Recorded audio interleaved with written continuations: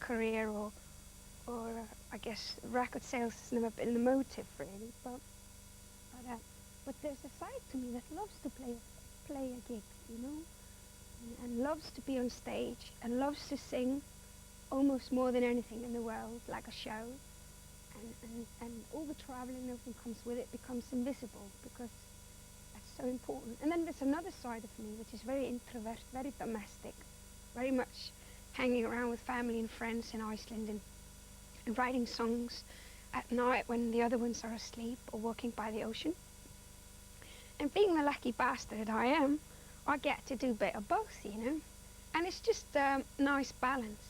But sort of to the outside, it looks like you had this kind of meteoric rise to fame. Did it feel really difficult? I mean, do you feel that you've always been fighting? A little bit, but there's been a lot of moments where I could have calmed down and had it all lush and cozy, but I wasn't really interested. So you kind of made your choice to keep it that way? I think so. In Britain, I think the sort of big public perception of you is as this kind of crazy, eccentric character. Is that the same all over the world, or is your image different in different places that you go to? To tell you the truth, the most eccentric people I've ever met, they come from England. Like people from Oxford that play organs and have butterfly collections and stuff. Oh, normal. And they collect watercolour paintings, and do you know what I mean? And I love those people to pieces, you know, and they kind of listen to, you know, Delius and all this gorgeous music, and Benjamin Britten, and kind of, it's, you know, David Bowie's not exactly middle of the road, is he? What was it that made, because you lived here for, I mean, you live back in Iceland now, but you lived here for a good 4 years, didn't you? What was it that brought you to London, and what did it have to offer you that you couldn't have in Reykjavik? Well, I always had my diaries to keep me sane. Ish. As sane as possible. Ish. And I was never ever going to show them to anyone, because that was my private friendship, that when everything collapsed, that was what kept me, you know, going. And then when I was 27, I realized, okay, if you don't show this to the world, you're a coward. So I decided to make my album with my songs. And then I kind of started to do my songs with other people and find sort of several different brands of midwives that would help me, because I knew I couldn't do everything. I could write the tunes or write in the lyrics, but I never been really good with beats, you know, and stuff like this. And it was just a collection of coincidences. I ended up meeting this boy in Los Angeles from Bristol, and he introduced me. As you do. It's one of those, isn't it? When you kind of throw out a question and there you go, huh, here's a question for you. Like, Here's your answer. Yeah, is that one of those, you know, kind of when you've got the guts to ask, you know, and so I just ended up kind of getting to know a lot of people from Bristol for some reason, and moved over here, and I thought it was just going to be one album. And I was just going to do that, go back home and say, okay, you've done this, girl, you've been brave, go back home and continue to have my lush life in Iceland. But I liked it so much here that I stayed for 4 years. And some of my best friends now are actually foreigners. But you did everything quite fast in your youth, didn't you? I mean, you had a hit LP in Iceland when you were 11 years old, and then at 15 you left home. It's the same age I left home, and then you had a child by the time you were 20. I mean, were you in a real hurry to grow up? Or what was it that was just propelling you all the time? Yeah. It's a tough one, because you seeing me from the outside, you probably see more of a thread there than I do. It looks quite chaotic from my point of view, I guess. But I guess there's definitely a sense in me that's like a sense of a clock ticking and having so many things to do before you die, you know? But also, it's got a certain sense of, I guess, just going with the flow, you know? And also being terrified of boredom. Mm. That's probably a big motivator. Yeah. Mm.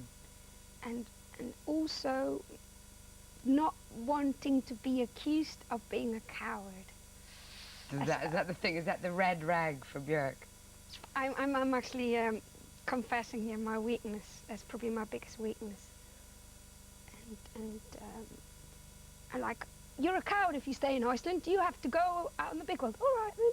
I'm off. Bags, off you're a coward if you live longer in London. You know. It's like, all right then, and I'm off back home. You know. So yes, challenge. I think. You're now about to make your acting debut, aren't you, in the new Lars von Trier film? Was that always an ambition? Was it like an obvious next step? What possessed you? I know. I'm not bragging, but I've got 900,000 acting offers, and I always said no because, sorry, it's just not me, you know. And my greatest love of my life is music, and I've got absolutely no interest in ruining that by not treating that with respect and gratitude. You talked about finding some midwives for your albums when you were recording and everything. Now, most of us, particularly me, for example, I work to get away from my boyfriends. I go to work so I can get some peace and space around me. But you actually have worked with most of your boyfriends, and I wonder if it doesn't get a bit claustrophobic, or if your work is so much an integral part of your life that you need it to take up every aspect of it. It's not planned. I can tell you that to begin with. Secondly, I never ever wanted a boyfriend. I thought it was useless.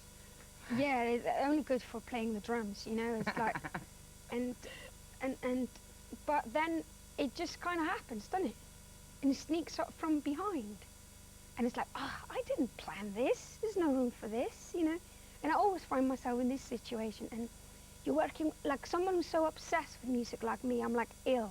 It's like beyond. And then I'm just like kind of in the middle of something, really, really enthusiastic. And then love seems to be a separate creature from me. It does its own little things, you know, and I'm like, stop it, you know, and it's not up to me, kind of almost. And then I guess I just kind of fall in love, and then they muscle their way into the studio, and the next thing you've got a producer and a boyfriend. Well, but I also want to be very, very, very protective of one thing, that each time I fall in love, it's very, very different from each other. Like, and that's kind of, it always sneaks up from behind. And so each time it's been very, very different. And they all stand for different things in me, and it's not like it's a formula that repeats. Yeah, no, I know, of course. Do you know what I mean? Just finally, before you leave me, I can see you very, very clearly as a sort of child, and I can see you very clearly as an old woman, you know, kind of in the wilds of Iceland. But this sort of middle bit, do you find it kind of incongruous? Because I can't imagine a sort of 30-something Björk. Yeah. Yeah, you hit the nail on the head there, because... I've been doing that all day now, haven't I? Yeah, I feel very honoured that somebody... honestly, I'm really honoured when that people are still so interested in me. I find myself still curious. So I've just been really selfish always, but I've not really gone that much out of my way to communicate. A little bit, though. But I think when I was a kid, and I used to watch my mum, who was then between 20 and 40, and then I would look at my grandmother, who was between 40 and 60, and I just look at my mum because doesn't look very interesting.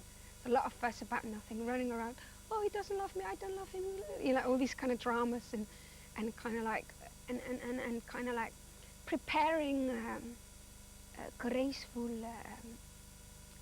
life. Very gracefully for sort of old age and tranquility. It was just a lot of panic about nothing. And I used to look at my gran, who like paints on her own. He goes out in the lava, drinks a bit of red wine and paints. And it's just like, I love my gran. But anyway, and she's like 72 now.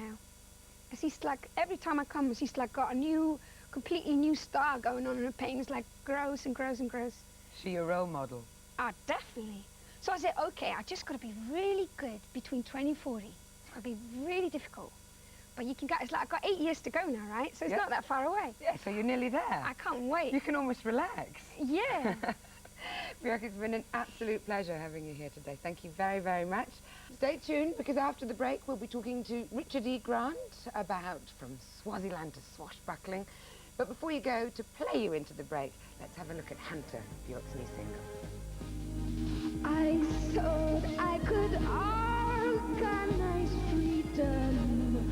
How Scandinavian of me, and gambling and jail. You sussed it out, didn't you? You could smell it. So you left me on my own to complete the mission. Now I'm leaving it all behind. I'm going hunting. I'm a hunter. I'm a hunter.